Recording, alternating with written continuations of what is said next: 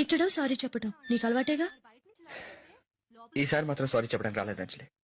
మరి ఆ రోజు నా కోపానికి ఒక కారణం ఉందని చెప్పడానికి వచ్చాను. మరి భోజనాల సంగతి ఏం చేద్దామండి? మేమంతా రేపు ఉపవాసం ఉంటున్నామండి. ఈ విషయం గురించి తర్వాత మాట్లాడుకుందాం అంజలి. ఇప్పుడు టైం లేదా? ఓపిక లేదు.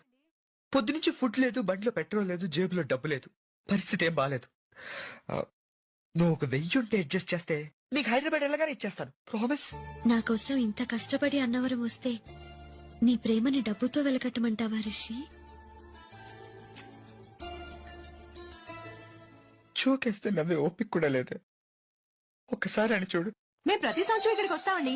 వచ్చినప్పుడల్లా వ్రతం చేయిస్తామండి. వ్రతం చేయించడం చాలా ముఖ్యం కదండి. యాక్చువల్ గా నాకు వ్రతం కన్నా ప్రసాదం ఇష్టం. వదిలితే ప్లేట్లు స్పూన్లు కూడా తినేసిలా ఉన్నాడు. ప్లీజ్. Good night. ఉత్తి గుడ్ నైట్ ఏనా?